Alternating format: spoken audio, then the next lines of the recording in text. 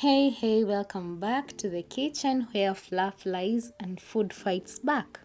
Today we are cooking ugali and cabbage.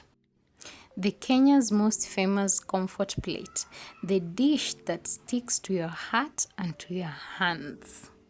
If you love simple, soul food with a kick of flavor and a sprinkle of chaos, you are in the right place. Now check out our lineup. Just simple stuff: maize flour, water, some cabbage, the crunchy heroes, onions, tomatoes, and a pinch of salt, just to keep things very civil.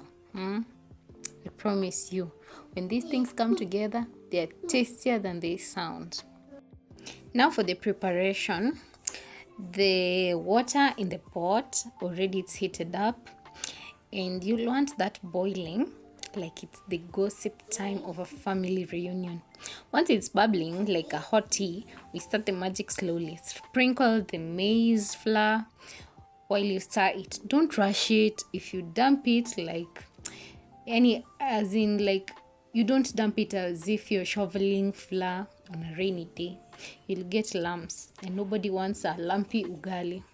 Just stir it like you're mixing a drum in a parade, firm and rhythmic, relentless, because this ugali won't make itself.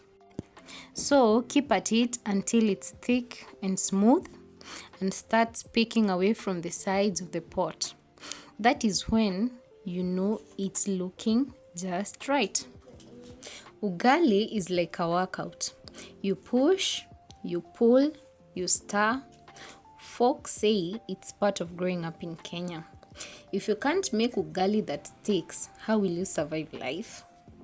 Use a wooden spoon, in Swahili is called a mwiko, for the best results. Metal spoons just can't handle the heavyweight jump. Also, don't forget you can add a little salt or butter if you want it extra rich, but we keep it classic today.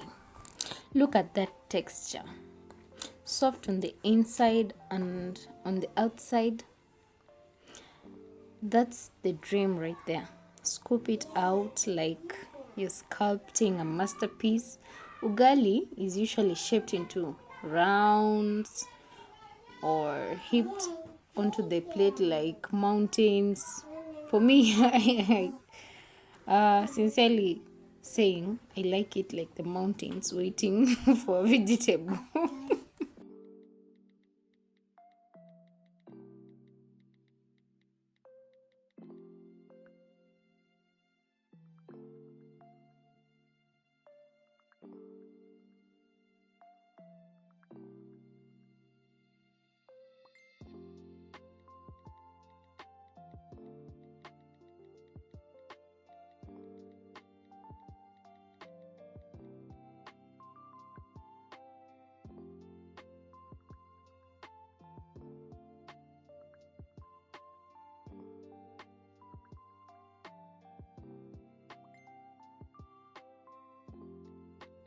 Now it's time for the cabbage.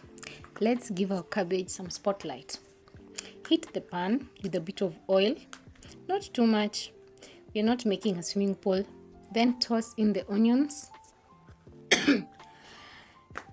until they get golden and whisper, we are ready.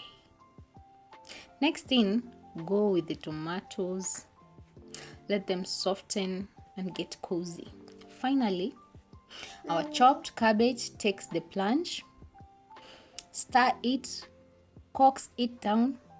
Cabbage shrinks like a sweater in hot water. So don't be surprised if it looks tiny after a minute or two. And then pinch of salt and splash of water, just a little bit. And if you have a little bit of seasoning, for me I'll be using Royco. It doesn't burn. Cover and let it steam, soak up the flavors and develop up that juicy goodness. Remember, in Kenya, people don't use fork for this ugali. It's eaten with the hands. Roll a bit into the little ball, poke a thumb, print, and use that little scoop to grab the cabbage. It's messy, fun, and totally traditional. Don't be shy.